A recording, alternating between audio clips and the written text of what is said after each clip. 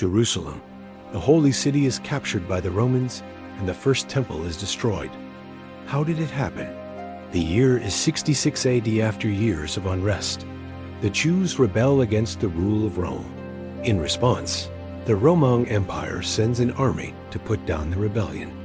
This force numbers between 40 and 80,000 men under the command of the experienced General Vespasian. The Jewish forces are led by a man named Eleazar ben Jair.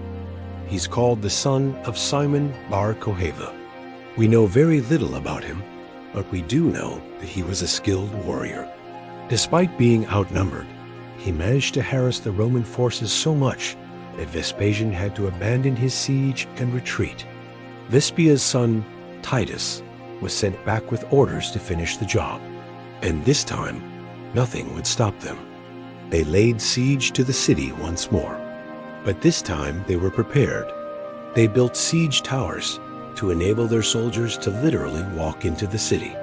And they even built a road from the camp to the city to bring in supplies. Slowly but surely, the Roman army closed in on the city of Jerusalem. Meanwhile, the Jewish leaders were arguing amongst themselves on how to proceed. Some wanted to negotiate peace with the Romans, while others, such as John of Giscala, wanted to continue the fight. Eventually, they decided to keep fighting, and so the Romans continued their assault. After 4 years of fighting, the city walls were broken through, and the Romans entered Jerusalem, pillaging the city and massacring the Jews. The Romans allowed everyone to leave the city except for the fighters, who they took back to Rome as slaves.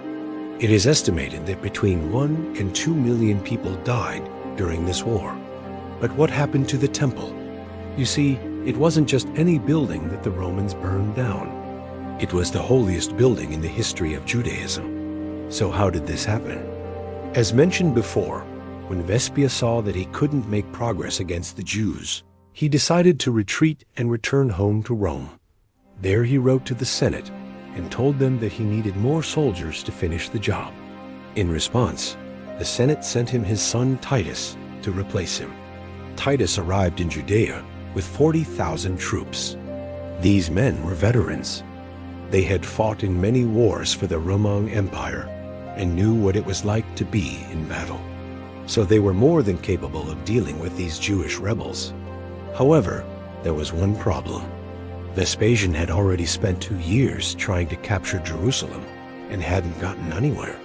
So Titus had to come up with another plan. He built siege towers. These towers were massive structures made out of wood and stone. They were so tall that they reached the top of Jerusalem's city walls. On top of these towers, the Romans placed archers and catapults.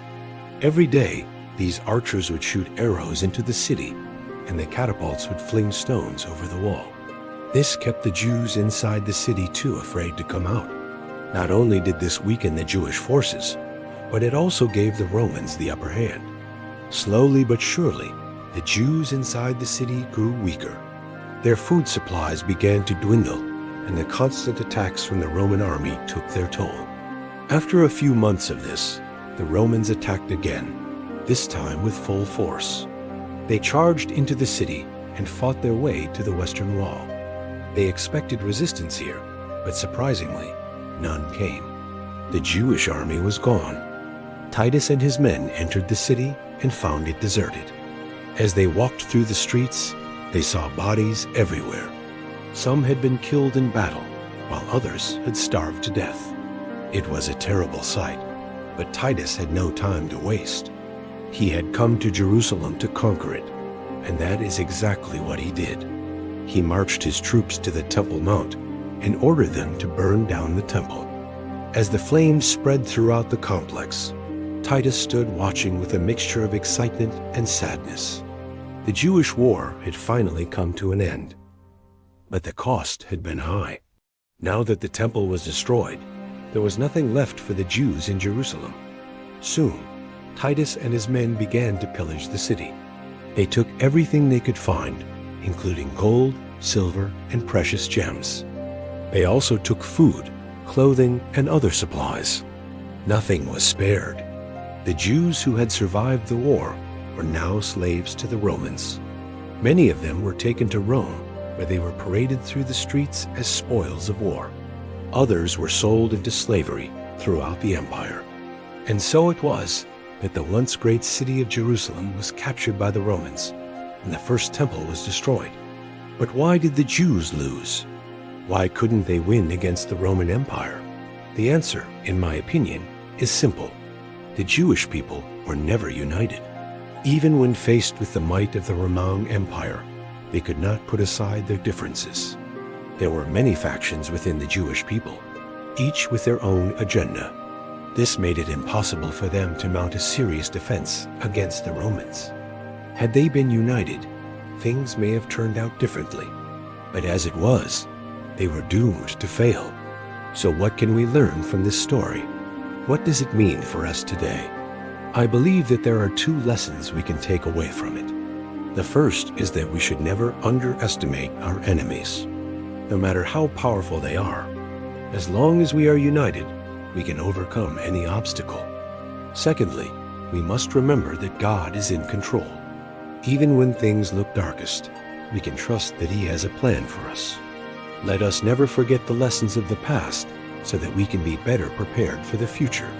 The fall of Jerusalem was a tragic event, but it doesn't have to be the end of the story. In fact, I believe that it is only the beginning. The Jewish people were able to rebuild their lives after the destruction of the temple. They created the Oral Torah to help guide them through difficult times. And they eventually rebuilt the temple as well. But it was different now. It was built with the foundation of faith and hope. The same is true for us today. No matter how difficult things may seem, we must never give up. We must hold fast to our faith and hope for a brighter future. The fall of Jerusalem may have been a devastating event, but it doesn't have to be the end of our story.